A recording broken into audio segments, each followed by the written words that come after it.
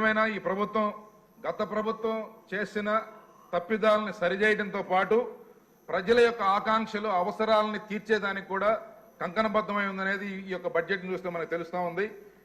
ఈ యొక్క ఇప్పటికిప్పుడు అవసరాలు ఇప్పుడుకుండే పరిస్థితులతో పాటుగా ఫ్యూచర్ని దృష్టిలో పెట్టుకొని దానికి పునాది కూడా ఈ బడ్జెట్లో వేశారని చెప్పి మనం చెప్పుకోవచ్చు.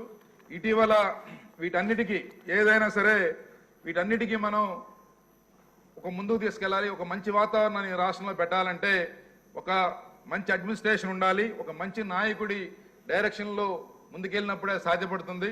అందుకే ఈరోజు ప్రపంచవ్యాప్తంగా కూడా చంద్రబాబు నాయుడు గారు సిబిఎన్ అనేది ఒక బ్రాండ్ సార్. అందువల్లనే ఈరోజు 65,000 కోట్ల రూపాయల రిలయన్స్ నుంచి పెట్టుబడులు వచ్చినాయి. టాటా గ్రూప్ కూడా కొన్ని లక్ష కోట్ల రూపాయల పైగా పెట్టుబడులు పెట్టడానికి మన రాష్ట్రానికి వస్తూ ఉన్నారు. ఇటీవల పోయిన వారం జరిగిన సంఘటన ఈ సందర్భంగా నేను సభ దృష్టికి తీసుకురావాలనుకుంటున్నాను సార్.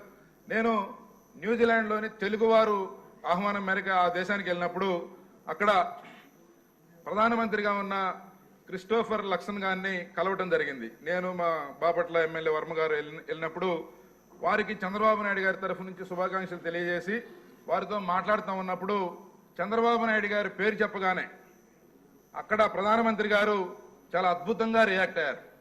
ఆ ప్రధానమంత్రి గారు అంతకుముందు హిందుస్థాన్ లివర్ కంపెనీలో పనిచేసేటప్పుడు అంతకుముందు చంద్రబాబు నాయుడు గారు ముఖ్యమంత్రిగా ఉన్న సమయంలో ఆ డెలిగేషన్లో వీరితో కలవటం, 1 గంట పైగా ఆయన ఆ కంపెనీ ఇన్వెస్ట్మెంట్స్ గురించి వాటి గురించి మాట్లాడిన విషయాలు ఆయన గుర్తు చేసుకుంటూ ఒక అద్భుతమైన డైనమిక్ లీడర్ మీకు ఉన్నాడని చెప్పి చెప్పడం జరిగింది.